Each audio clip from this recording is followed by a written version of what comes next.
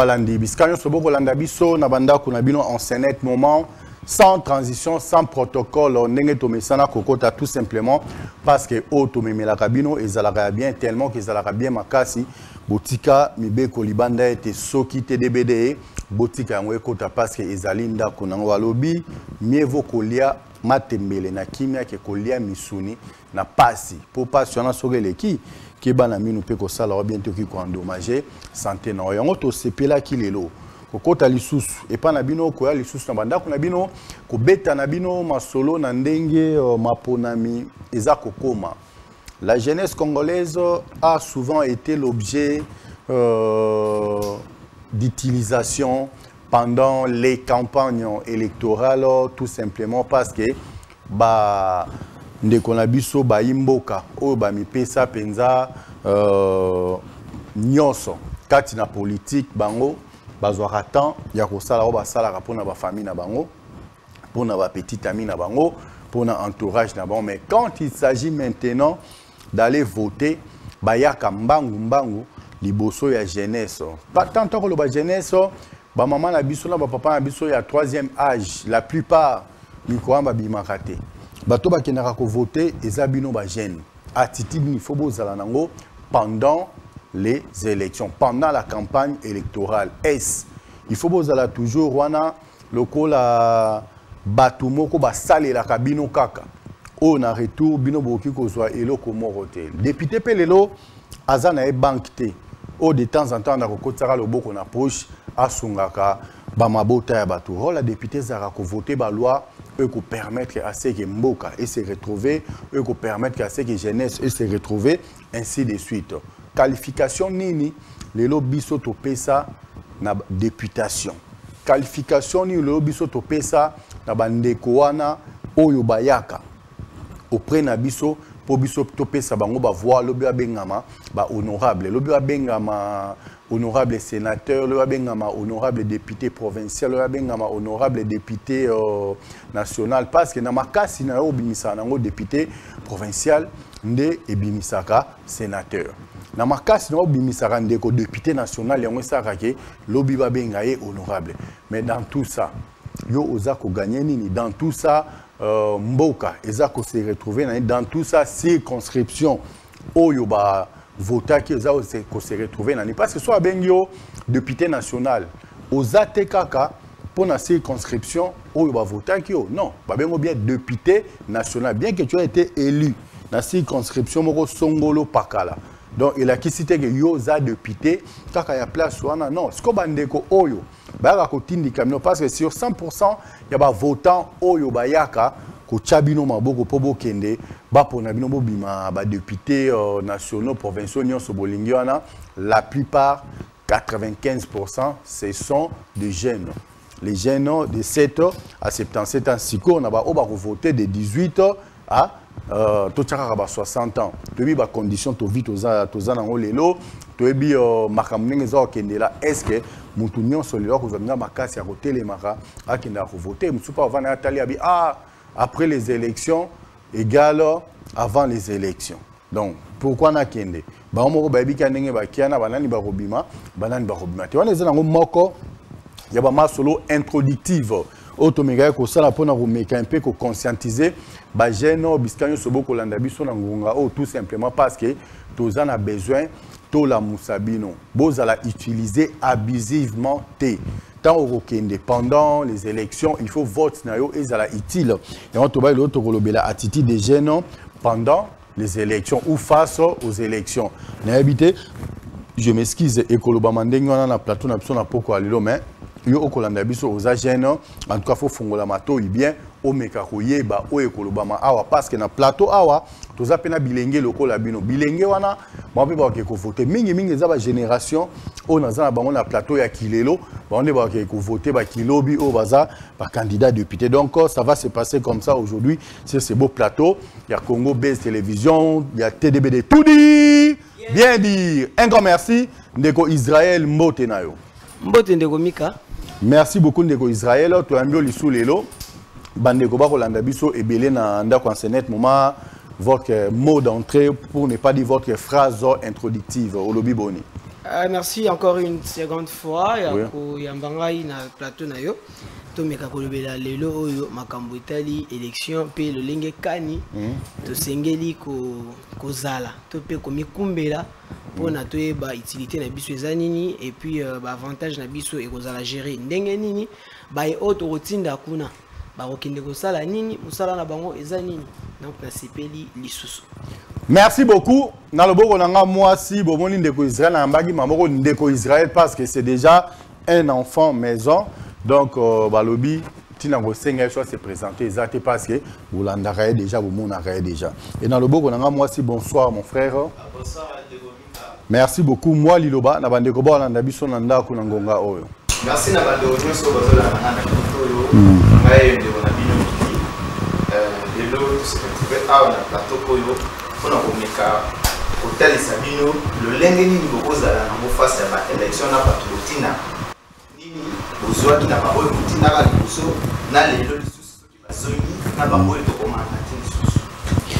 Merci beaucoup Ndeko Billy Nabandi numéro pe ko bimanase habitando Biké Nabino ezali bongo les 089 9 143 143 na les 081 54 97 400 donc à travers ces deux numéros là et ko permettre bino nyonso aseke mutuna muntu ameka kokota apesa makanisi na ena ndenge elongobani na oyo etali bongo émission na biso vraiment ya pokwa ya lelo. Alors Ndeko Billy bandeko banda biso baza ebele, je ne sais pas na 2018 vous avez déjà l'âge à voter? Bien sûr. OK, ndai ko voter. Na votaka, mais na votaka ba député te, na votaka ka président. OK, au voter ba député te pourquoi? Parce que na conscience, ana mes conscience na ngai nazaka convaincu na o na vivaka kobanda uta na botama. Oui. Kobanda ba papa nanga le lenge kani ba banda au voter ba député ba mandaté bango. Oui. Il n'y a rien de plus qu'ils ont gagné. Yango et motiva kanga. Pour moi nazalaka toujours na moi proposition moko boye. Oui. Nde na bondela katisiko. OK. Ce qui nzamba sungi na makanisi nanga na komi likolo et puis ceux qui est osami et aux alabia. Tena makanisi no biso doit na katia TDBD tout dit bien dit tout dit bien dit un grand merci na katia makanisi toi déjà na plateau à TDBD donc tant tobi tout dit bien dit makanisi ngo ezala rani ponanga na proposa que omoni population lelo to votaka ba député et comme le roi Nzembo batukolobaka ba député to tinaka basalaka eloko te mais ceux qui yo moko yebike basalaka eloko te conscience non interpella koning pour moi ils ont interpellé que population azalaka toujours proche na ba journaliste onanga salaire pembongo futaka ba député bakoka ko supprimer classe politique wana ba député to tikali kaka na ba journaliste to lancer mbela na biso et pas na bango ba commissaire et pas chef de l'état. Parce que ce qu'on a atteint tournée à chef de l'État en 2018, tout bazala censé s'adresser pour dire que tous a ignoré les députés. Tandis que ozo pesa bango kitiwana baza ko consommer baza ko zwaka mbongo baza ko futa mapona yango et pourtant yo moko lisusu ozo kende ko posa rapport yebisa ngai utilité na bango eza wapi. Un grand merci. Nabandi Oya Lobi Ezaïe. Le roi Bazami Baye na plateau. Le débat est grandement ouvert. Ndeko Israël na habité. Koloba ondeko Bilia Lobi. Yo be nomon ngeno ba longo na bango ka ba député, bazu ba tiki ba journaliste vraiment ça la rôle ya député, c'est ça. En réalité bon premièrement pour commencer Eza avis et opinion naie. Oui. D'ailleurs moi je suis étonné à voter qui ba député en 2018 mais quand même azo se plaindre que ba député to votera ya votera ba député normalement il faut pas le bac à voter ba député il faut betali solo ya ki bande ko bo votera ba député pour ça la ndenge nini c'est ce qu'il devait d'abord dire. Mais moi je ne sais pas, est-ce qu'il fallait que supprimer les députés? On ne supprime pas les députés. Institution de l'État essaye bana ndenge za classifier ou tel likolo na ngoti na se. Donc que supprimer les députés comme ça, na éviter ceux qui azo réfléchir na nini par rapport na yango, mais sinon ils a vraiment du même avis nangate et ko sunga mboka te. Il faut to utiliser manière moko ya modification ou encore il y a retouche en fait. Oui. Parce que normalement, il y a des gens intelligents. Parce que déjà, les députés sont des personnes intelligentes qui vont dans le Parlement. Oyo to senga kabango to lobi bino ba eboza kuna bobeta lisolo na makambo etali boye na boye pour que bol meka ko la biso solution. Donc, on se sous-entend que ceux qui oyo otinda ki liboso asali bien te, la meilleure des choses est que dans otinda lisusu te. Non.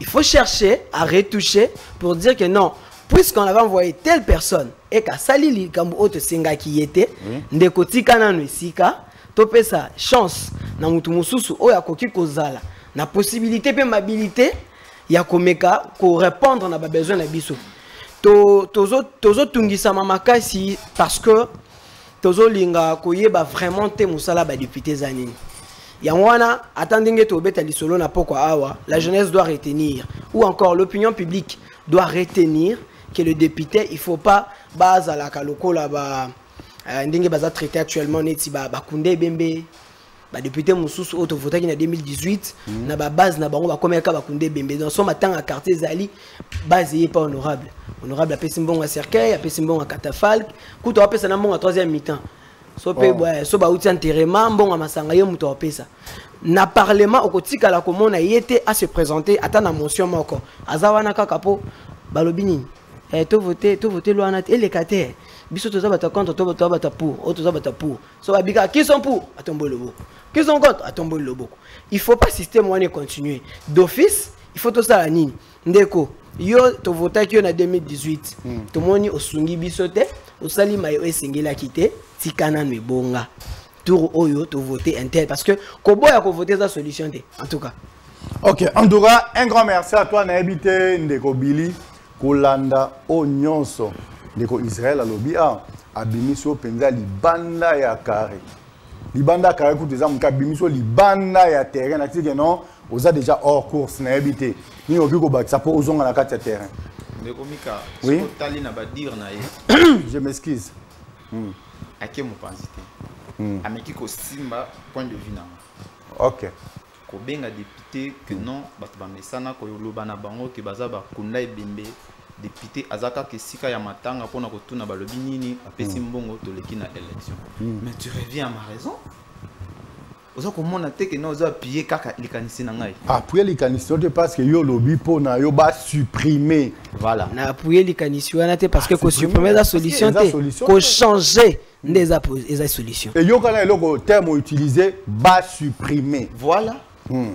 défends-toi parce que oh ya oti kolobana si j'étais à ta place na thème mabim na ngana kia ah oui hein tout dit bien dit tout dit bien dit un grand merci toke papa boni na kopesa moi exemple hein? Oui depuis quand conscience no esala na ba député wana yo mutozo poser ba question nazo tuna na ndeko Israël boki na no bo mwana problème ya nango tenga aba balle réel en tout cas c'est permis ponanga naza contre bango oza contre bango contre bango ba papa nanga eza maloba nazo bimisa eza vraiment na regret na kati OK parce que batu oyo ba mesana ka kosolala na population eza bini mais qu'est-ce que vous apportez comme solution na population wana oyo epesaka bino mandat à chaque fois ce qui bino conscience c'est ça la calcul pour na kozwa ebonga wana malamu tozonga epa bilenge epa ba jeune oyo bangonde batinaka biso mais bokomi place batindi bino bosalaka eloko te ce qui te lobby eloko te c'est-à-dire to monaka population tango azo pesa bino mandat wana aninga kokomona na ba makambo oya mike to lelaka bino directement il fallait bozala wana bato liboso kozela te population aleka na télévision aleka na radio kolelaka lisusu donc vous êtes censé ya kozala na collaboration na population mais lelo oni to monaka député azana mais kaka yemoko population nde azolela chef de l'état tata mokonzi ya école pour aya trouver solution wapi utilité na bino esika wana tandis que mutu oyo bino boza wana pona biso mais biso moko wana tokomi lisusu la chef de l'État. Donc, tout le monde a chef de l'État. Et bon, on va député. Non, moni, dans le lobby, malam ko supprimer classe politique wana. Parce que les là, ils sont importants pour nous.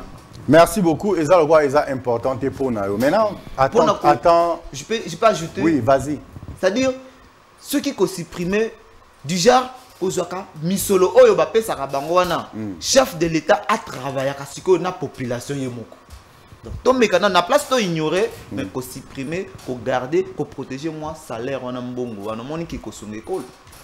En tout cas, les propos tenus par les invités n'engagent que ces derniers. Ce sont les jeunes, hein, Tozu Bango, nous travaillons avec la jeunesse. Là, sur ce plateau, je suis avec la jeunesse, ensemble avec la jeunesse. Boyoka Makanisi, il y a Bilengue. Ezali ndenge nini bilenge ba opesa makanisi na bango na kokota na kati na bango tena bimisa oyo eza opinion na bango tona ça que non garder o na kati bomba ko bimisa te non tozo tika bango ba s'exprimer mais t'entendre parler maintenant tu es jeune attitude ni jeune okoza nango pendant les élections donc les élections to kena musika pendant la campagne électorale parce que to que dernière élection to brûler déjà baba étape mususu attitude ni okoza nango pendant la campagne électorale. Selon l'attitude au Nazanango. Bon.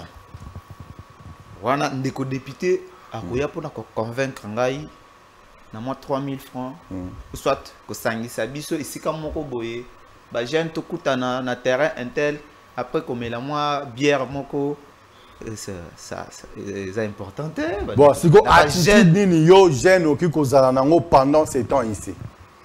Na moment oyo il faut que la nani ozo tinda pona kozwa ebonge wana na 5 prochaines années oyo to kozala nango. Mon attitude en est que to boya nanu mbongo na bango oyo bayaka kokosaka biso nango wana soit na polo tuna mutu oyo azoya wana osali nini ozalaki wapi osala nini pona mboka oyo. Merci beaucoup osali ici na boy nango ba giona na ville. Non, vas-y continue. Parce que ba jeune lelo to mesana ko lobaka azolo baboye lelo so ba pesi mbongo a changer te il faut nan ko zana bolingo mboka oyo toza ko vivre lelo il y a des gens qui ont payé bato ba futi ba koko na biso nde ba o moni vi o biso toza nango lelo ezande ba koko na biso yo elenge après pour betela ka bana no lisolo nini po lisolo to tika nango za ba koko na biso ne nano sale le côté ba koko na biso baza ba courageux na pesa bango félicitations vraiment na eloko oyo bazalaka na ngo kati na bango ko bengana mutu azana munduki yo na libanga c'est pas facile lelo yo moko wana oza soki ba lelisi lisasi moko mango mais elenge nazo bonela yo conscience ifrizala conscience esalaka bansusu toko débattre na bango au mona libisio ngai politique etalaka ngai te ekotala ndenge nini lobi na yo ekozala ndenge nini ndeko nanga chaque fois koyaka kokosaka yo na 3000 francs na molangi ya bière et tu trouves ça normal tandis que muta sali 5 ans aza ko s'enrichir yena libota na ye mais yo tikalika na même mode de vie. En tout cas, merci beaucoup Ndeko Billy. Je ne sais pas, Ndeko Israël, Olani Ndeko Billy, Nenga Lobby. À 100%. Alors, je ne sais pas, en tant que jeune aussi, qu'est-ce que tu peux contribuer na Oya Lobby? Parce qu'en Lobby, dans la télé, Oyo sur Lobby, ils ont le kuta. Pour moi, convaincre Nenga été. Bon, n'habitez ce que Yo Nangambo, le co-débatteur, Oyo Nyon sur Lobby, qu'est-ce que tu peux rajouter? Et ni yomoni à l'obé za yango te pona ko beta on va ça se calculer mbalamo. Voilà, merci beaucoup. Ndeko Billy, il faut à ça là effort. Il y a ko capter que mboka ndenge zalaka wana eza na manière moko donc c'est-à-dire en gros ou encore na ba petite phrase dans kokyo ba kembo keza lokwa famille. Dans la famille, il y a un père, il y a une mère, il y a des grands frères, il y a des petites sœurs, il y a des grandes sœurs, ainsi de suite. C'est-à-dire, chaque personne a une responsabilité. Il faut à Zoa, topé à Sala. Alors, on ne peut pas aller directement dire que non, voilà, tu supprimer la classe politique qui a député, comme ça, le chef de l'État va travailler tout droit avec la population parce que lorsqu'à Kendaka sur terrain, il y a des gens qui sont censés parler tout droit avec lui. Le chef de l'État, d'ailleurs, ce qu'il faut à travailler Yemoko personnellement, en tout cas, Nambo Kamounen et la RDC, en tout cas, il va tout faux. À réussir comme ça les lots parce que la RDC a tellement mounene que Moutuna Moutou, il faut ameka kozwa été ninaye. Nous avons insisté sur le fait que député tant ou to votaka bango, tant ou bayaka vers biso, mingi tomikuta que tant ou baye bazolo ba que non voilà parce que Bamoussousouana ce sont des aînés, il y a ba quartier, baza ba aîné, il y a ba commune, il y a ba nani oyo, il y a ba intel to yebiye. Wana vena biso oh yaya ba Jordi oh yaya ba Jordi to yebiye du coup on a postulé bon on va postuler photos à la wana ya samba ku des ate venenga na photo bunana sanini azwa cependant ve atikala koya na projet de société te ve atikala ko la kisabiso te ke ndenge na yeboye nazo kende na députation pour dire ceci c'est là oyo nga na moni ya mabe parce que avanda ki na quartier wana ayebi ba pasi ya quartier ayebi ba pasi ya district wana ayebi ba pasi ya commune wana ainsi de suite mais tant où aye na projeté bo adopter sentimentalement bolobi par rapport à sentiment tous en haut to yebani tous ça baninga na ba petit frère na banko tout okenda ki pa na bango ve fazwa kaka bo bandi pe ko battre campagne à réussir kozwa binande bo élire bo voter volontiers sans savoir ce qu'il devait faire pour vous toyebi tozangi ko yeba te que ba député mususu batika ba pont inachevé pourquoi pour naie il fallait qu'on dimisa ba tukaza député akenda ko tonga pont et relié maï peut-être ya makelele bana ya bandal bakotaka facilement na commune ngalié na quartier quand Luka par exemple toyebi bato batonga ba pona ba kala oui Kinshasa bien non nazo meka constituer la place ngala zali je suis Nazali qui résident à Bandal pendant très longtemps pour nengo beti déjà lo voilà mtunga ratso ba no et relié nini na non voilà donc à sali déjà pont papa tongi pont atonga kaka pont. Mais lorsque Bassali l'élection, pas à te voter, boy, monsieur Ami Koutike a réussi à causer. Atika Panwana inachevé. Peut-être que l'État qui continue après. Pour ça, il y a des a débuté Pamboye, ils ont fait une boutique, une terrasse, à Kangi. Azu fonyo soana a misé na ciment na kayas na moellon a pesibinogu azotonga pan a ebike a bima député il va se taper $21 000 ça va a aussi ça pon n'a rien de temps ba Tchad dans papa Kingani ba commune sewana nous vous remercions beaucoup à mon anali sous-souté ba makambu wana nde il faut to boya makambu wana nde il faut to éviter attitude auto sengeli kozwa mbala oyo eza nini ndeko oya ye vers yo parce que tant azolo ba que non bako sarabiso na mulangi bako sarabiso na nini on ne le donne pas avant qu'on entre ba pe sarabiso avant to contacter ba sarabiso député akoya to ya koyambaye to yaka to yambi député na suka ya maye nyonso alobi nde na suka okoka ke député atiki moi quelque chose pour na batu bazui moi mbongo excusez batu bazui moi ba maputa ba mama bazozo moi ba bassin batu wana nyonso wana ba kozonga lisusu bakoya lisusu mbala oyo pona babandela ba activité na bango wana basi ba ebike population mesana bongo to kendaka so pesika ka ba polo na yo otikata mo 10 000 à chacun au réussir à convaincre batu il faut tout changer attitude il faut to kende na attitude moko ya ko boycotter sans que mutu a présenté biso projet de société na e mutu e biso réellement ce qui a commis député maenini oyo ya monaka ya malamu te na district na ye ou bien na commune na ye pour que akende ko défendre akende ko senga ete bakonzi o bazali likolo hiérarchie établie bazwa responsabilité ya ko répondre na souci ya population nde tolobi yo sikoyo ndengo zo kenda oyo ke koloba yangwana tokei parce que le député il faut mentionner que yamika les députés sont des personnes intelligentes baza batu ya mayele Donc, baza censé débattre entre Batu ya Mayele. Comme Matana Estrade, pour nous proposer motion. Il faut à Mayele. Vous proposer motion, aussi si vous proposez. Batu ya contredire yo, yé sur place. Ba contredire yo. Yo défendre les sous motion, ou la qui si ba valeur na nyonso. Ou la qui si ba avantage na nyonso. Pour que na souka batu ba ok d'accord. Soit soit totika. C'est pas mince à faire. Donc du coup, tu repères ça les sous bokondi na sentimenté. Tu repères ça sous bokondi parce que me tapé 10 000. Parce que nga soki na ye, na tuni 2-3 questions na ngai, mu to répondre. Na yo ki ke naza convaincu. Ceux qui na souka pesa 10 000 francs. Na 10 000 francs na. Tout dit. Bien dit. Tout dit. Tout dit, bien dit. Je le prends.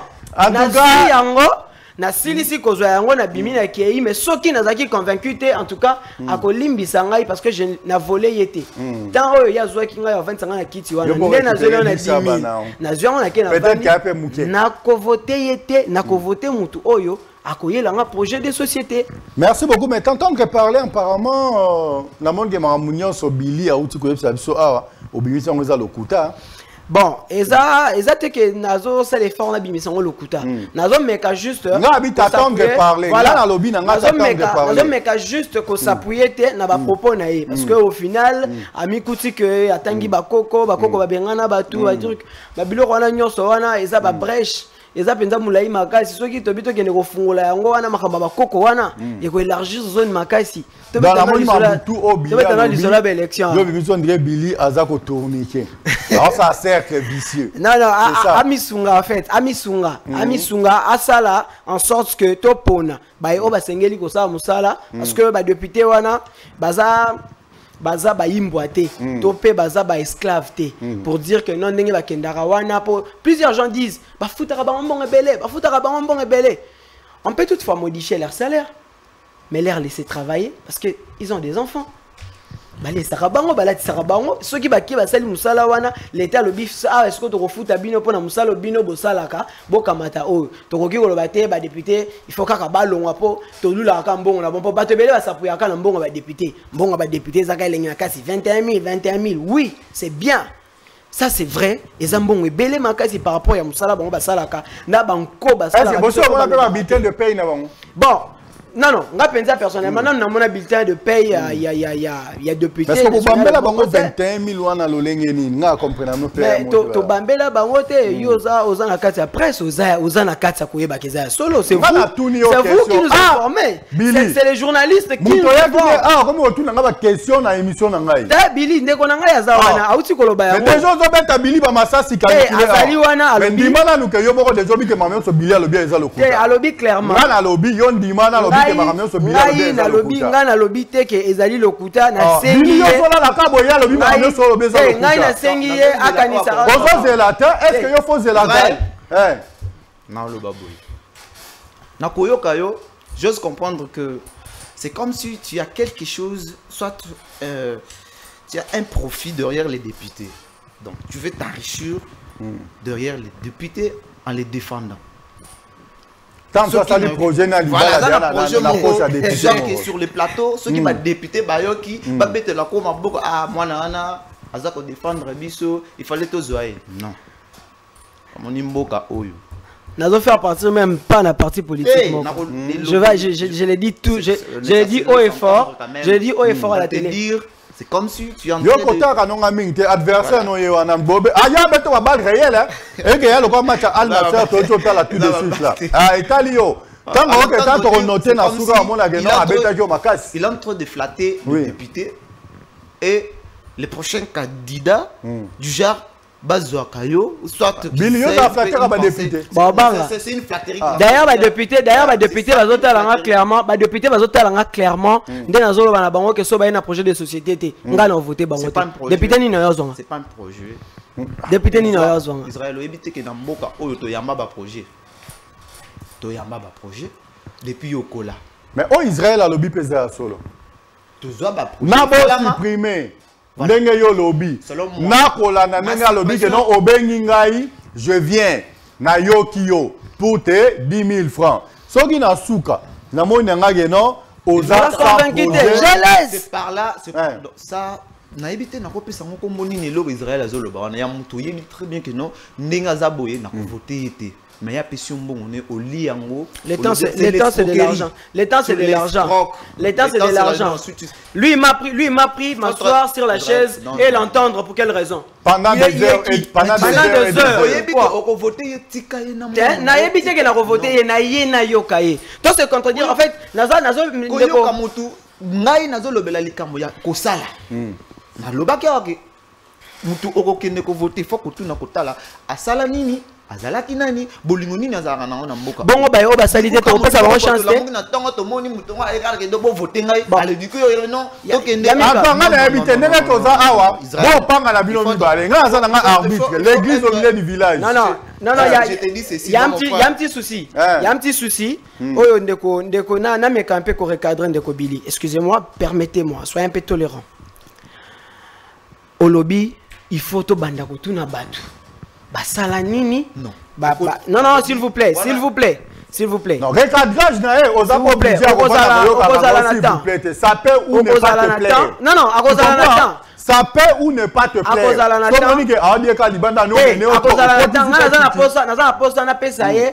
espace na ye na champ pour yo osengie s'il vous plaît il y a un habité ça peut ou ne pas te plaire non moi la masse ça va débordement la Cristiano Ronaldo yo coach à la Léo Messi je vais les regarder sur mes propos parce que là il s'agit à ma propos nangai nazo kende un peu clair nazo un peu clair en fait na lobby boy mais avant que kendara kuna mamo lobby je t'écoute avec attention boni député na c'est ça yo bien parce que défenseur na wana ndenge moi mukete on va arriver j'appelle une flatterie on va arriver voilà donc il a confirmé que c'est une flatterie voilà pourquoi je cherche à les recadrer et lui laisser le temps de parler parce que Azo gérait très mal Bamonaï flatterie parce que les gens qui me suivent à la maison baza conscient que nazala na parti politique moroté dès nazabo et non na la ta polo to effigie il y a parti politique moroté na tambo on ni de rappeler na brandir que non voilà naza fan il y a parti moro X ou Y. Je suis là pour parler attitude de jeunes pendant les élections. Cependant, je ne vais pas... Tu ne défends pas les jeunes, tu es en train de défendre le député. Non, je suis en train de défendre le député parce que le député en soi vont aller aux élections. Ici, on va parler président de la République, on va parler député national, on va parler député provinciaux, on va parler les conseillers municipaux et tous les autres. Bangonyo Sowana, Bazakaka, na besoin moko. Pour convaincre Bisso qui est mérité qu'on soit et bonga auto pesa bango et c'est tozali puisque Bisso ba jeune ndet tozali la grande majorité de gens oyo bakendaka vers les urnes pour voter parce que bah toi troisième âge dans la plupart des cas ils ne vont pas et belé coup vas-y la carte d'électeur te ba vani na banda ko laisser lembi Bisso ndet tozala wana pona kotambola sima ya député Bisso ndet tozala wana pona kobetela mbunda pona kobetela lisolo que député yeyo bo pesa ye chance de voter ye Bissonné de salarié, Bissonné de Matalikola, va camion. Donc du coup, on doit parler de la jeunesse et puis on doit parler aussi des gens qui vont postuler parce que parmi les gens qui vont postuler, il y a la jeunesse. On ne va pas changer de classe politique, on ne va pas supprimer des classes politiques. Cependant, il y a des jeunes intelligents qui peuvent travailler dans ce pays. C'est là où je suis. Ndeko Billy, il faut capter que Nazali n'a intérêt, mon côté, il y a qu'au flatter ou je sais pas terme là voilà. En tout cas c'est un terme encore mal utilisé. Sans toi ils un terme encore très mal utilisé. Bien dire et je le dis bien dire. OK. Donc à Koki Kolobate que je suis en train de flatter les députés. Je suis en train de regarder les députés en face et je leur dis ce qui boemba la oyo na jeunesse bipai oyo ngai na komikuta.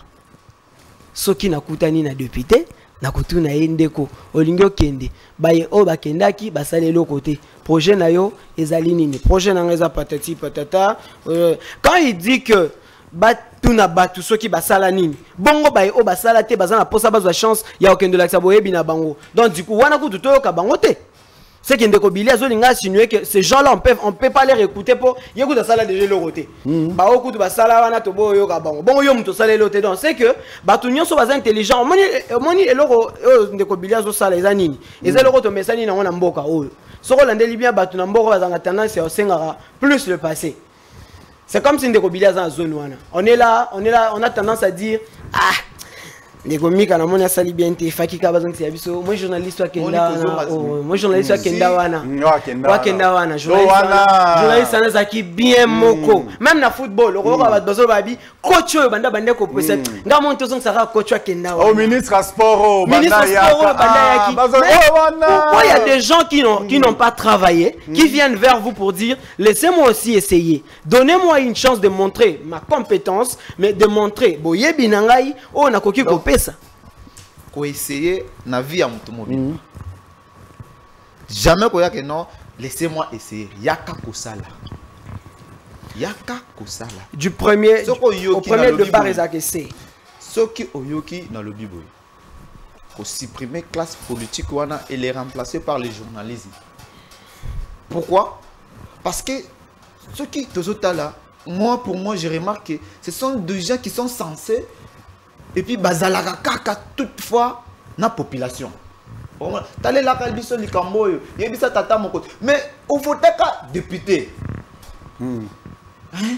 Mais est-ce que bisiko yo qui va voter à erreur? Nazo comprendre là, c'est comme si na pire esprit. Voilà. Tu n'es pas assez outillé pour le fusiller. L'adversaire qui est en face de toi a des calibres. Et ça qui vote erreur. Lorsque Moutou a commis qu'on se plaindre et pas journaliste. Et ça pas journaliste et pas homme de terrain. Voilà. Député national. Voilà. Député national et député provinciaux et consorts. Bazalakana vacances parlementaires si je me trompe pas. Je suis pas assez. Vacances parlementaires. Vacances parlementaires.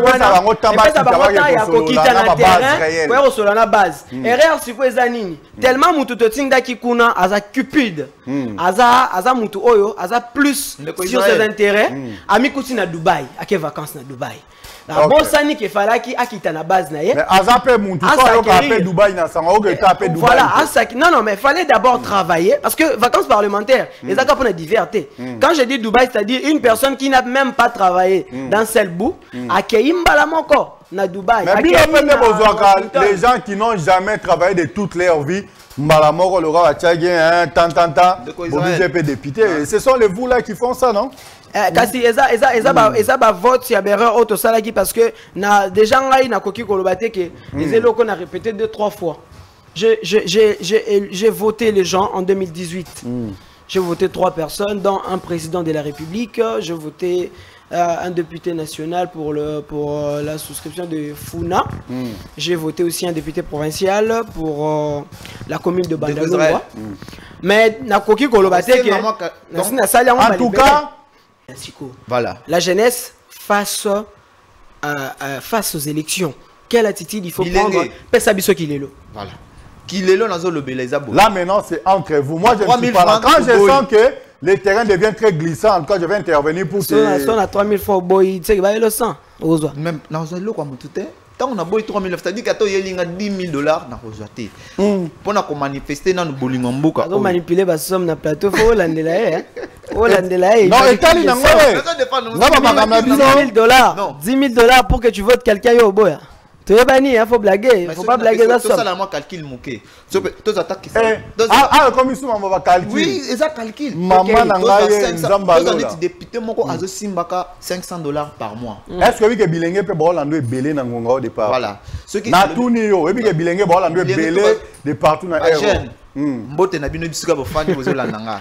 Omoninga nazana parti prité ou soit que non les lots nazo beta ba balle pour na député moko aya ko yebisa non. Moi je parle bande ko ba si ba Hollande hein. Ba on va faire la campagne makasa ba député. Nazo lebela bolingo ya mboka oyo. Ngana linga mboka na makasi. Na linga mboka Congo eza kitoko makasi bande na ko yebisa bino. Et elle a tenté mo quelque part Plamedi capita Hollanda ay mamtozo bani à lokuta. Biso dozi message à Komel biso. Apesa biso kilelo. Yamika. Ndeko Billy Plamedi engaye balobi. Ndeko Billy apesa biso kilelo. Est-ce que hier alobi ya solo to akosi? Je ne sais pas bandeko ba Hollanda so na ndako ba yebike. But omoni na opesa mo exemple moké. Bima libanda mboka donc comprendre. Donc mais si c'est depuis que natike li autant au BT babal réel. Natuni kilelo. Ngana za kikala. Ngana za kikala. Nazolinga kilelo parce que kilelo na parti. Ya ba kilelo. Kilelo naza kolobela eza ndeko na to ça net exemple que non un député touche $500 par mois. Ok. Alors, aïe, pendant que le bâtiment que tu as belé, Yomoko. Ce qui député a pensionné $10,000. Il peut sacrifier toute une année. Non, mais c'est quoi ça? Député, on peut 10 000 €. Non, parce qu'il avait dit, j'ai donné l'exemple non, ici de soyons 10 000. concrets. Quand tu es tanké, c'est vrai qu'on dit souvent pour résoudre une équation, il faut toujours s'y poser. De l'autre côté, on dit que la comparaison n'est pas raison. Mais la raison là que tu es tanké d'avancer ne tient pas debout. Oui. Ok, député Aya Pesio Polo. Oh, je ne sais pas. Est-ce qu'il y a vraiment aux animaux ressemblent à Polo? Oh, yo miso melara. Mais t'as la qualité à Polo, bah pesa kayo. Polo wana, azuna 3 000 francs ceux qui a transport, à Pesio ceux qui 10 000 francs. Wana yo lobby non parce que une fois nazaki na mutu moko a ebisinga ngai na ko voter touro na ko voter un tel pourquoi parce qu'il n'a participé à salaki moi campagne donc après ça qui monte au sali formation moko au félé na bimikuna pour la reconnaissance na ngai il faut na voter on est la gratitude on est la gratitude donc yo ko voter pendant au pesi mutu 5 ans a gagné ka mbongo tous attendre $500. Mais qu'est-ce que tu proposes concrètement? Ta proposition c'est quoi? Totalaka nani asali nini na environnement na yo. C'est que batamaye ba sali loté ba ozoate. Peut-être voter ba voter. Ça sont tes propos. Moi na quartier ba non non non. Parce que ce qu'il faut s'il faut te kende on va aller tout droit que tout nakabatu. Cette fois-ci d'accord. Tozui yango donc ceux qui ne comprendre bien qu'il est là yango. Voilà. Qui sont pour? Bah, qu'il est là. Non, non, qui sont pour? Qui sont pour qu'il est là? Ngala Rosa pour qu'il est là en tout cas. Qui sont contre? Oh papa, qui sont contre? Alléluia. Alléluia. Balobi que na plateau, ça dit que oh tout yo lobby, ça évangile. Na kato malobate, biso to kendaka. Je sais que c'est une première pour toi, mais biso to kendaka. Mais so moni ko ke libanda, ya otika hotel. Ah, ils les balles réelles. Pour nanga, na osenga na ba jeune tout. Cette fois-ci, tala pena siège wana, ozolinga ko confier mutu wana. Ndeko nanga peser na ba mode de vie na yo. Tala vraiment vie oyo menaka. Et na mutu yo zo kotinda. Est-ce que solution e koya na mbala moko? Soit oko retarder. Attitude ezaya que ndeko bili 3 000 francs toboya. Ndeko bili. Polo na bango toboya. Ndeko bili. Nani azalaka na biso na moment ya ndeko bili. Ndeko mai. Sunga biso. Voilà. Nano sungi biso te. Attitude. Mais je sens non mais l'attitude est là j'ai depo banda nano sungi biso te ndeko bili. Ndeko Israël na kosi. Ndeko bili a meki ko exposer Kilelo et je trouve personnellement que Kilelo il a juste ceux qui n'a meki ko sa position na ici Monsieur Billy, si ya utakinda, si abandeko ya plateau, abandeko baka lelo ba député ba koyoka ngai. Ba koyoka. Moi je ne suis pas là pour attaquer. Ah, OK, ba batana kama tu bo mona mona to penalty poto polelo cha pété. Ba député Assemblée nationale en gros, ezali moko ya institution oyo ezali une importance moko boye na kati ya mboka oyo batu nyonso baza ba intellectuel ba yebi. On a besoin de retoucher et de réformer, de donner du sens aux erreurs passées. Quand il dit de temps à autre, azo bandela yango ou te bandela, azo bandela que non, biso to comment s'adresser na presse, to comment s'adresser à un journaliste. Oui, mais ce sont les hommes du terrain. Ils sont sur terrain. Les députés, les députés. La personne a ngana sengao, au PC na député mon ambo, avant tu évoluer, ça te va? Oui, j'ai pas un problème. Honorable Plamedi Capita. Honorable Plamedi Capita. Azo postulé, toi, Aza déjà député. Non, il y a déjà. Il y a déjà, la première tour, déjà. Ah, on a au députation, moko. Plamedi Capita, on vous dit bonjour. Tu es honorable été. Honorable Plamedi Capita, big dédicace à vous. Il y a un bazoloba qui n'a fan, il y a député. Un grand merci. Papa Motomboki, il y a pas encore son honorable Plamedi Capita. Il y a un Plamedi Capita, tu as des anniversaires. Honorable. Bon, honorable, quand je vous salue, vous êtes. Ah, je pense que honorable un mot. Tu as respect ça, honorable Plamedi Capita. Ça fait quoi? Le union sur Zara Mabeka et Panao. Tonton Plamedi Capita. Contre ma bien dit. Bien dit. Alléluia. Amen. Alléluia. Alléluia, Yamika. Non, mais Alléluia parce que on y a le vieux évangile. Tout dit. Bien dit. Tout dit. Bien dit. Yadjo, est-ce que tu as compris quelque chose? Ça se passe comme ça sur ce beau plateau de Congo Bezo Télévision à travers votre émission que vous aimez tant. TDBD, tout dit, bien dit, je ne sais pas. De l'autre côté, je sens comme si le combat n'est pas tellement équilibré, tout simplement parce que l'adversaire est tellement coriace. Hein? N'a évité. Prochainement, il faut se préparer en conséquence. Au Robert Cristiano Ronaldo. On se prépare à ces conséquences. Hein? Tout dit. Bien dire. Tout dit. Bien dit. Un grand merci. Oh, il y a aussi Kolobana. N'habitez que les évangiles. On contredit non psycho. Jusque-là, Tomi Kouti qui est s'attarder autour, il y a pas de député. Et Zobima finalement que tu as un problème personnel. C'est pendant élection Tokolobela, élection et outil ou talikolo. C'est une première partie, la deuxième partie de Kochango pour les conseillers municipaux et les députés provinciaux. Je ne sais pas comment vous en trouvez. C'est pas une très mauvaise idée. Le loto le béana nous bango. Et ana moulaï. Voilà. Parce que je sais que demain, après-demain, ça sera maintenant les tours, il y a des candidats députés, il y a biso ah maintenant tout ça patati patata biso mo peut to yamba bango. Et ça rapport la mino va jeune te balobi tout dit. Bien dit. Tout dit. Bien dit. Tu comprends qu'il n'est pas vraiment présent sur ces plateaux tout simplement parce que Azana 1 an. Il y a pas de non. Alors, mais là, c'est pour ça que sans toi, mais là, sans toi à l'aise. Sans toi à l'aise, exprime-toi. Le problème est que, oui, on a proposé dans le lobby, classe politique, il y a des députés. Pour Nanga, il fallait qu'on supprime Yango. Et puis les confier à des journalistes. Pourquoi? Parce que Bangonde est censé toutefois collaborer. C'est très bien. Les sous-bassements, mais on a besoin des sous-bassements. C'est parlant de Israël, Ameki Koloba, selon eux. À défendre baron na ndenge na bango na lobby yé na ba dire na je le vois comme si c'est un flatteur, il veut avoir quelque chose quand le député Israël, je ne savais pas que tu étais flatteur, mon frère. biso yé to pesa mon Israël. Parmi tout flatteur dépend de lui au dépend de celui et comme histoire à les corbeaux et les renards. Lui c'est alors que Yozo gagné le problème est que débatteur papa nzambalo là ici c'est comme ça on n'a pas pensé que yé Amika, Aza a raison, il faut me causer la tolérance parce que Toboy to ça la toiboy. Voilà. Mais il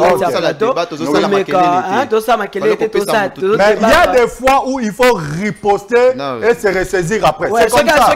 Contre-attaque. Tout dit. Bien dire. Tout dit. Allons-y, papa. Je disais tantôt que Ndengazo sale la terme, il y a flatterie, wana et consort. C'est ce qu'ils pensent. Aux hommes, on a par rapport à dire, d'ailleurs, ça y est mon côté. Même Nandaku, ils ont un bandeko, ils ont un garçon, ils ont un poste à député, ils ont un commissaire, ils ont un bon, ils ont pas sûr, parce que mais il y a des, est-ce que Ndekobili, est-ce que Ndekobili a ébiqué? Il va député. Quand tout n'a pas de question dans le plateau, c'est moi qui commande. Non, tout n'a pas de question. Est-ce qu'on y est? Je demande à mon co-débatteur. Ndekobili, ils ont informé que dans la Assemblée nationale, il y a des députés qui sont journalistes. Vrai ou faux, il y a des députés journalistes. Mais en quoi vous me posez cette question? Je devais avoir une réponse et puis continuer. Est-ce que c'est faux ou c'est vrai qu'il y a des députés journalistes dans le Parlement actuellement là? Papa, continue. Sur informés, Kulutu et les gens Tambouimamba, Azar journaliste et puis Azali député national. Attends, mais vraiment pourquoi je vous ai dit alors, en Israël, dès le départ, je sens vraiment qu'il a donc Azar n'a pas ça, député Bachaïka. Voilà que non, moi non, Azar mais ce n'est pas ça. Nazara d'ailleurs n'a pas d'ambition politique. Nazara d'ailleurs n'a pas d'ambition politique. Déjà les banques ont besoin de ça. Il y a apprécié exemple. Ndekobili, il faut pas opposer. Nazar citoyen congolais. Voilà. Ok. Nazar citoyen. Non, Yoka. Tout se comprend. Non, Yo, toi tu as attaqué les. Moi j'attaque. Non, tu me laisses parler. S'il te plaît, accepte de souffrir. Moi, quand je parle, il faut accepter de souffrir. Quand c'est à son tour maintenant, là, tu peux contre-attaquer sans chercher à ce qu'il puisse te laisser le temps de parler. Donc, c'est comme ça que ça se passe. Yo, Otangi Kombo Yaba, journaliste. Non, c'était ta phrase introductive. Voilà. Député, journaliste. Merci beaucoup. Le monsieur qui est là est en train de prendre une note. En prenant sa note, il a compris que non, tu as la place où tu as là, Yango. S'il faut les fragiliser, il doit commencer à l'attaquer par là. C'est ce qu'il vient de faire. À toi maintenant de te défendre, de dire que non, ce qu'il nous a dit là est faux et archi faux. Dans les cas contraires, on ne peut que soutenir ce qu'il dit. S'il donne l'exemple, par exemple, que non, Mika Ilunga est journaliste, il est au Parlement. Est-ce qu'il a fait ma publicité? Non. Quand on parle des joueurs aujourd'hui, tu ne peux pas citer les joueurs sans faire allusion à Cristiano Ronaldo ou à Léo Messi. C'est pratiquement impossible. C'est ainsi qu'il a cité le nom de Eliezer Tembo. Il a été le député le mieux élu de la capitale. Aza, je me trompe, de Lukunga. Oui. Je poursuis pour dire que Aza député et puis Aza journaliste. Si vous, ceux qui hollandais libyen, Asalaka, na musala na ye, il y a que député, na musala na ye, il y a que journaliste. Bah, journaliste, c'est pas homme de terrain. Classe politique, il y a Assemblée nationale et Koki Koko et Ate, parce qu'il faut, journaliste. Tous les journalistes n'ont pas le temps d'aller seulement pour débattre sur ce qui concerne le peuple. Député, rôle il y a député et Zalaka, Kozwa Mae Oyo. Population azali comment on a la défaillance, peu difficulté. Kokende ko proposer yango pour que ba autorité compétente ba yé ba ko répondre on a besoin wana. Raison pour laquelle au comment on a alors de nos jours à quel proposer motion. Le terme kilelo n'est pas sorti de moi depuis. Na plateau terme kilelo bimé pas na ngaité au lobby na zaki kala yon de zaki kilelo. Donc alors si on a lelo kozwaka na 5 ans oyeleki ko bana kutu ngato kozonga ta moi sima na 2011. Kobanda 2011. Ce qui, vraiment, je peux dire, coller la population. Et Outaka, à travers Banane. Banane, il va comme ça un message. C'est toutefois que nous regardons des chaînes télévisées, tout le monde a la population Billy, coller là. Yota na caméra, lui n'est pas ta caméra. Paye sa message, on a clair.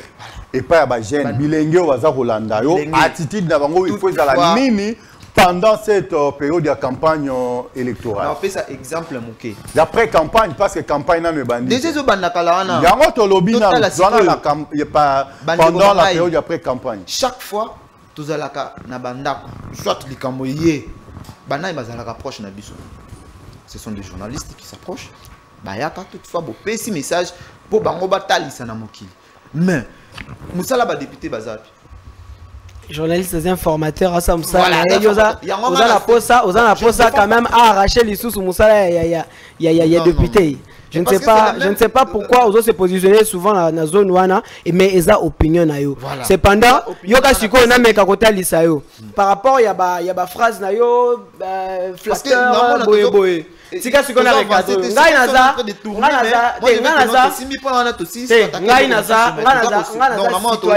naza citoyen congolais. Il fallait toi avancer. C'est naza citoyen congolais. Tout ça makelele était peut-être sous-informé, tout le bapé tout se contredire. Nga naza citoyen congolais. Ceux qui naye na plateau, au bazo tuna atisik ba jeune foba za nango. La première des choses, nazo pesa o ezali opinion na ngai. Oyo yo ozana droit ya ko contredire, c'est pas un problème. Nazo pe ko pesa na kokipe ko pesa o ya ngai position oyo yo okokoka ko contredire te parce que za opinion na ngai. Parce que lorsque mutazo lobake ngai na lingaka mai mususu alobinga na kokaka mai te fa pesa nga masanga.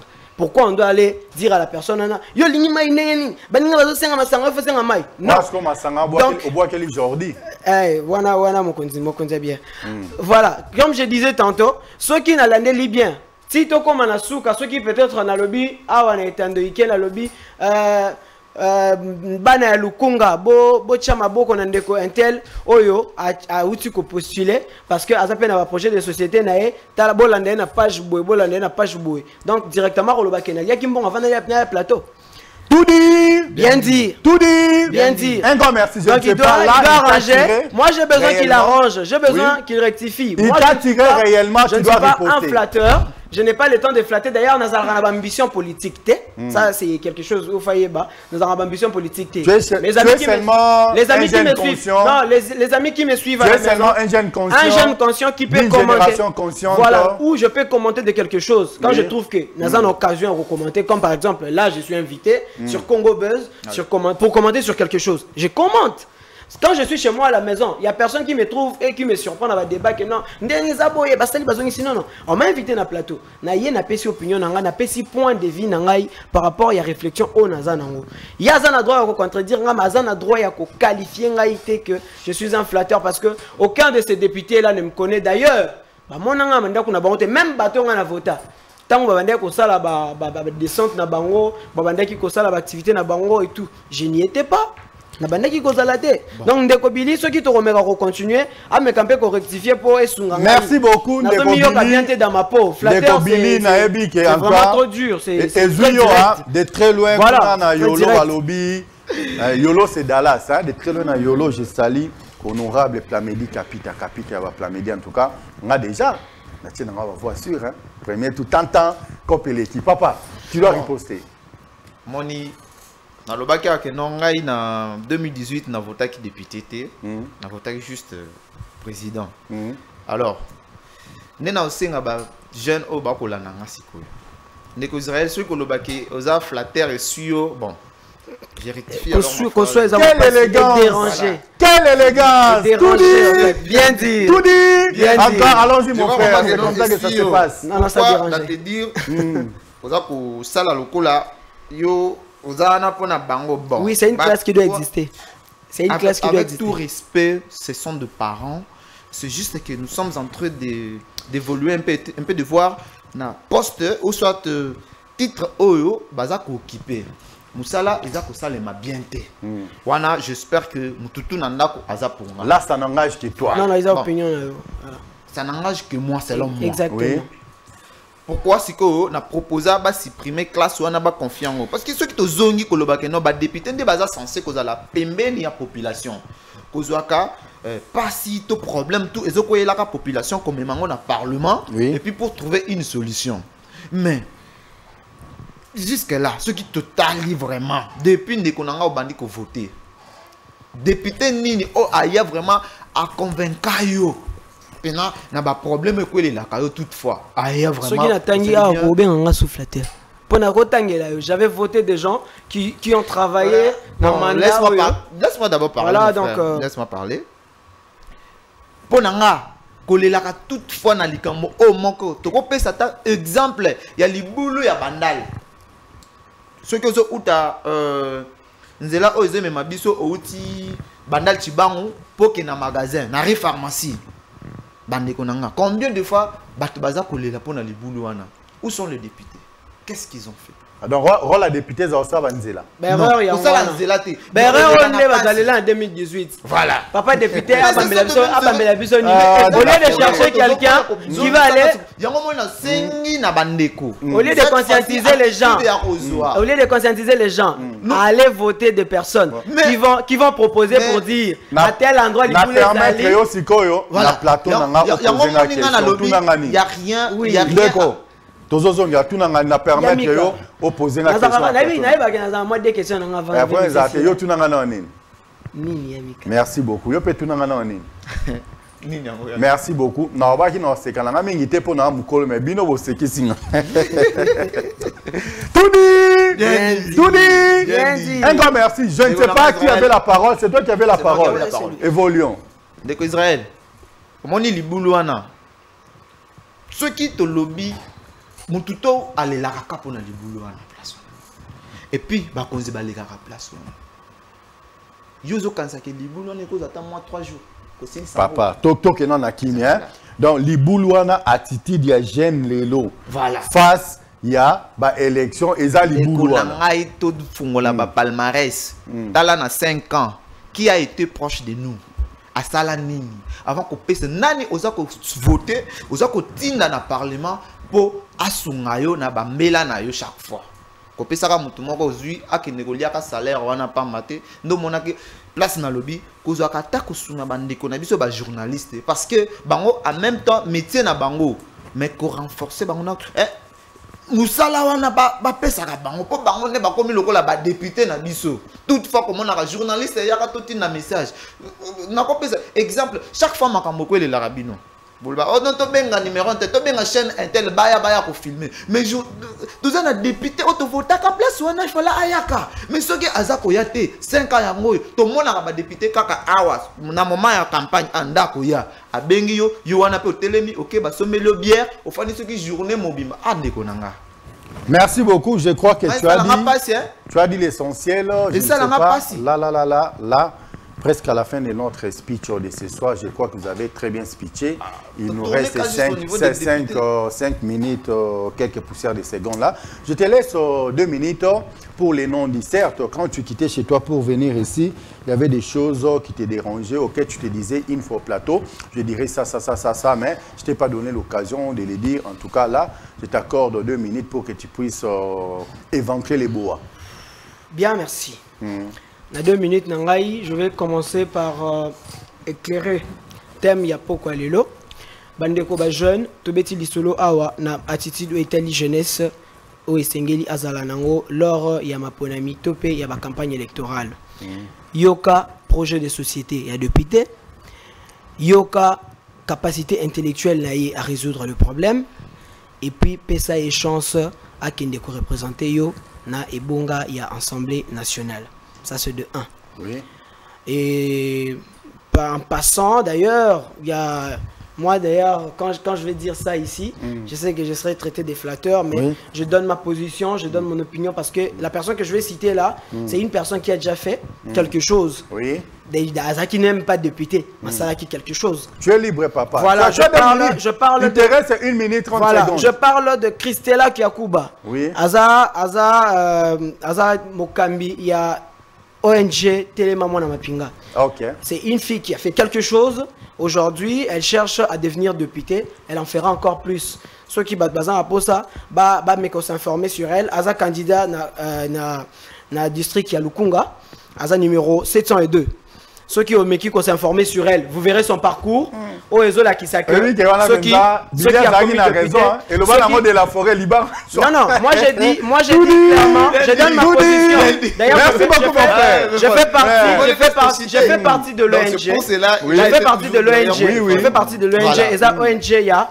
Papa, Eza tout dit. Voilà, j'ai dit tout. Eza tout dit. Bien dit. Alors, vas-y. Voilà. Donc, si on va suivre à TTM Mapinga sur Facebook ou encore à ASBL TTM Mapinga sur Twitter ou sur Instagram, vous verrez le parcours de Christelle Kiakuba parce que c'est quelqu'un Azolingape Abakisa quelque chose na Assemblée nationale. Ndeko na bisope na niveau ya Bandalungwa a participé na municipalité. Yé pas linga bakisa édifice na ye na conseil municipal ya Bandal ndeko Emmaüs Nkoso. Voilà. Donc ceux qui mutu akoki komeka kokenota parce que y a le bifo total à Maïbasala. Ba kendeko tala Maïbasala na ba réseaux sociaux ba romona ki ndeko wana ba koki pe ko bakisa quelque chose parce qu'on a besoin de gens intelligents et remplis de bonne foi. Soki mutu aye kaka lelo na maputa na bassin wana aza escroc mais mutu bandaki ko sala makambo ne uta kala pa bundisa maki même na gouvernement même na ba homme politique mususu aza mutu ya kopesa pui. Voilà pourquoi j'ai cité les noms de ces deux personnes là. D'ailleurs, si les gens veulent traiter que c'est ma position, c'est ma position. Est-ce que quand on a raisonné maman ou rançon de la forêt Liban à toi. Azwa. Liban à toi. Non, dans les lieux danger. Azwa. Honorable Pamedi Capita, moi je te salue. Moi je te salue, j'ai confiance, je sais qu'avec toi là ça va se passer convenablement. Mon frère, je te donne 2 minutes pour ne pas dire que la coopérer. Les non-dits, hein? Les non-dits. Je t'ai laissé dire tout ce que je pouvais dire. Maintenant là, c'est au non-dit. On a lobby sécurité. Tant que l'on voit que vous avez un plan. Mais qu'on a qui a danger. La boucane a toujours dans le temps que comme à l'émotion dans l'aïe, qu'on a la monnaie à place. Merci beaucoup. Chaque fois, tu as un sujet de débattre. Dans 2 minutes, nango pesinga, nazo lancé moi message na ba jeune. Ba jeune to lingamboka. Congo ezamboka na yo. Koloba taka Congo te ke non ndenge mesana koloba no mboka wana to te kango to kabola mbongo te. Congo ezamboka na yo. To tika makambo ya kolandaka bato na sima. Yo ndenge ofandi na ndako zotala nga wana ozamokonzi. Eza bango ne basala ka pona yo. Alors, ko isignorer te. Tala mutu oazoyelo lelo liboso votenga. Dans 5 ans, au sali nini. Ba oyo votaka. Ba sali nini pe batiki nini poye pe a continuer nango. Ndeko nangai. Ko sala ou soit o pe sa mutu moko chance ya vie. Eza chance. Akoya ko flatter na mbongo muke wana. Mais ye oya ko gagner leki oyo apesi yo. bandeko bangai to linga mboka oyo to bundela mboka oyo na conscience na biso to lamuka bandeko na ngai ba jeune to lamuka botika kolanda oh non parce que azad vie na biso moko to yebi te likambo ko yeba ezate eza likambo ya ko bongisa eza bien public donc les longa pe ata passage na ngai bana na nga ba kum donc ba tout atolo ke non ba papa na biso ba lobela biso poto vivre bo totika makambu ya kolandaka bato na sima ba polo na bango to boyi ba 3000 na bango to boyi toza na posa ya bato baza na souci ya kosunga mboka projet toyoka ba projet ba ONG ebima awa ya ba jeune kochaka mbongo na poche soko lelelo sili mais lobby okolala wapi oko vivre comment oza ko envier ba jeune ya États-Unis moi na 18 ans azana ndako na azana mutuka mais mukoloni ni yo pe kokoma bongo mais c'est le moment yo muto ko sidaka ba poste na bato ba ye ba kosi yo poye azwaka ebele tala vraiment muto ko voter nini asali esprit est-ce qu'azalaka proche na biso ba pasi tout oleka azalaka makambu tout ko tambola azalaka alors tous à la telle lokola ba meme bazo ko donc kokumba yo kaka non voter muto intel lokola ndeko nanga Israël le bino akopesa est-ce que biko le kisi de 2 minutes non un grand merci je te laisse deux personnes à saluer deux seulement je salue mon père qui me suit depuis la maison papa n'a pas de nom papa Jean Augustin je vous salue de là où tu es et je salue aussi mon oncle qui me suit mais je ne le cite pas il sait déjà que non ils sont qu'à deux merci beaucoup mon frère Israël. Deux personnes seulement. S'il faut saluer deux personnes, et vous allez vraiment trop injuste pour. Mais vous allez trop injuste. De la forêt. Liban à toi. Vous allez trop injuste. Liban à toi. Bazoua. Ah, Liban à toi. Il faut parfois donner la chance à ceux-là qui sont de bonne foi. Qui sont de bonne foi, ça la paix moussala. Ok. Ceux qui te continuent car que notre européen ça bangote pour nous basalité expérience bazoua quand sur terrain. Oui, question ici. Oh, quand tu commis la temps où il y a dédicace deux personnes, trois personnes. Je vais dédicacer on va dire 4. Bon, je vais dédicacer mes 4 personnes. Il y a deux autres comprendre ah, il y a même vraiment. Je vais dédicacer mes 4 personnes de Billy Aza tolérant pour ça droit ma banga na bango na l'émission. La télé, hein? Les temps, c'est les temps. Je vais saluer Lizara Longongo. Déjà. Lonx. Je vais saluer Diviana Mangili. Mibale. Je vais saluer Sephora Mbombo, ma petite sœur. Isatou. Je vais saluer. Et combien Boza tellement belé que je préfère dédicacer Jordi Kalunda. Kalunda va Jordi. Merci. En tout cas, nous y voilà arrivés presque.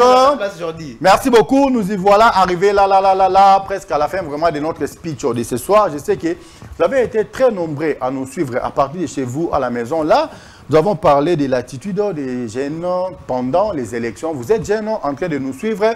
Il vous est arrivé d'aller voter en 2006. Vous êtes allé voter en 2011, 18 et maintenant c'est 2023. Qu'est-ce que vous avez tiré comme leçon concrètement? Aujourd'hui, là, nous avons fait allusion seulement aux députés nationaux. Prochainement, nous pouvons parler des autres candidats. Ils sont tellement nombreux. On ne pouvait pas prendre tous les candidats dans une même vase. Je crois qu'on n'allait pas très bien se pitcher tout simplement parce qu'il y a beaucoup à dire à travers l'attitude des jeunes pendant les élections. Moi, je salue un monsieur qui nous suit de très loin, c'est lui que j'ai toujours appelé le multimilliardaire silencieux. Lui, c'est grand prêtre et pasteur Fiston Mario, la locomotive puissante qui charrie plusieurs bibendés, les collectionneurs de belles voitures. En tout cas, moi, je te salue. Si tu n'existais pas, j'aurais dit te fabriquer pour que tu puisses exister pour la nation congolaise, pourquoi pas pour l'humanité tout entière, parce que tu es un homme bien. Et de là aussi, je salue Nathalie Chibouyaba, Nathalie Babi, Washington. Grand pays 001. Je ne sais pas si demain sera aussi candidate au député national. On ne sait jamais qui c'est. Et Bikanza, mais de très loin, là où tu es en train de nous suivre, je te salue. Nathalie Chibouyaba, Nathalie. Mais là, je reviens maintenant au pays. Balobi, Bisotou, Aneka Moko. Nathalie Kapita.